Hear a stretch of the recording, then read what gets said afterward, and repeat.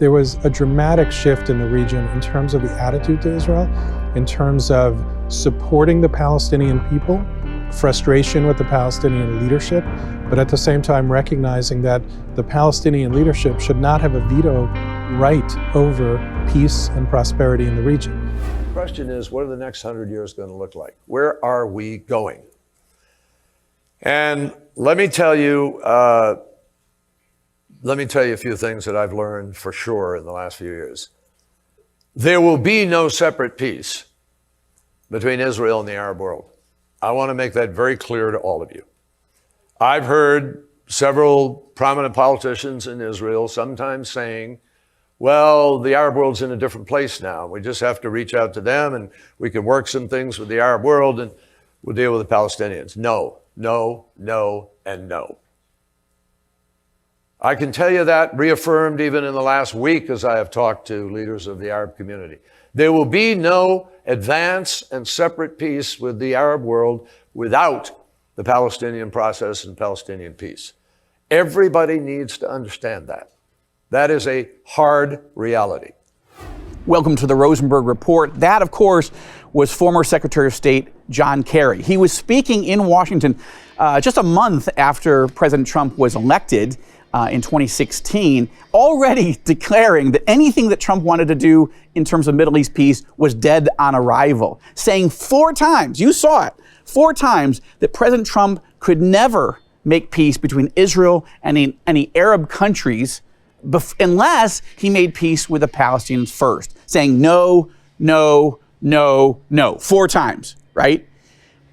My next guest is the person that helped set into motion President Trump getting 4 yeses, the historic Abraham Accords, after first doing an amazing deal of the century. That's how it got dubbed by President el-Sisi of Egypt. But my guest is one of the top Middle East advisors in the Trump administration. Jason Greenblatt, welcome to Jerusalem, welcome to TBN, and it's such an honor to see you. You've become a friend, and you really are an amazing insider in what has happened in the transformation of this region from just war, terror, genocide, religious persecution to a new era of Arab-Israeli peacemaking. First of all, welcome to Jerusalem. It's good to see you. It's great to be here. I'm honored, and what a location. You could do worse, right? So how does every television network not have a location like this? Absolutely. And I think back to what John Kerry said and did just before we came into office. Yeah. If you remember, there were the 3 Khartoum no's, right? Right. No recognition of Israel, no negotiation with Israel, no peace with Israel. Right. He decides to add a 4th no. Coincidentally, you're right, President Trump achieved 4 peace deals. It was, there was such an arrogance about that statement and how wrong he turned out to be. He did. And there's so much I want to cover with you on the show. And then we're going to do an extended version on our podcast and on All Israel News. We're going to show the whole interview. And I want to get, there's so much I want to talk to you about. But let's start with there, just very briefly. What was the single most important factor in President Trump and your entire team getting to 4 yeses? I think the core is the unique nature of President Trump. There are people that love him. There are people that I'll say don't love him. Okay, a different kind of president. He wasn't afraid to break China. I don't mean China the country. I don't want to get into trouble. Okay. Wasn't afraid to break China. One topic at a time. All right. He wasn't afraid to say, figure it out. Something has to change. Don't be afraid to try new ways. He earned the trust of the region, the entire region. When we came into the region, the people felt betrayed by the prior administration. And he because of the Iran deal, tilting all of U.S. policy towards our worst enemies, yep. and basically throwing or feeling that Israel and the Arab world was thrown under the bus in secret negotiations to give $150 billion to our worst enemies. That's right, and you hit the nail on the head. Everyone always speaks about how Israel is threatened by Iran, and of course it is. I should say the Iranian regime. Of course it is. Iran wants to wipe Israel off the map. But you know what they want to do next? They want to attack the rest of the region. They want to move into all these beautiful cities built in the Gulf, that are being built in the Gulf. Then, of course, they want to attack Iran. And President Trump understood that, and the region saw in him somebody who understood them and who wanted to protect them. When I interviewed my friend Vice President Mike Pence at the White House the day of the amazing Abraham Accords signing.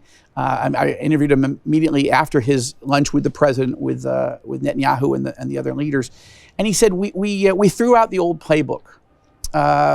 Then Secretary of State Mike Pompeo told me for my book Enemies and Allies, we flipped the script. In a sense, what you're saying, new thinking, you just threw out the conventional John Kerry way that had been done, which meant that there hadn't been peace for a generation, almost 25 years at that point.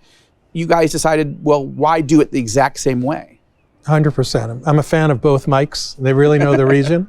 They know their stuff, and those are great answers to your first question, which is what's the way we did it? And the way we did it is how they answered it. But we had to earn the trust of the leadership, and the way we earned the trust of the leadership was the unique thinking and backing of President Trump. During your tenure for President Trump on the Middle East, crisscrossing this region, going to countries maybe I would guess that you never imagined going into, being feted at the highest possible levels, and that gave you a perspective that attitudes in the Arab world towards Israel have changed dramatically. First, talk about what you were picking up on the listening tour that you were doing, if I can use that term. What were you hearing? What were you seeing as America's top diplomat on this negotiations on this pathway that you reported back to the president that seemed different to you than any other time in this region's history? Well, it was really, going back to the John Kerry quote, completely the opposite of what he said. Yes, it's true, maybe at the first meeting or so, some of these leaders in the region were saying, Israel.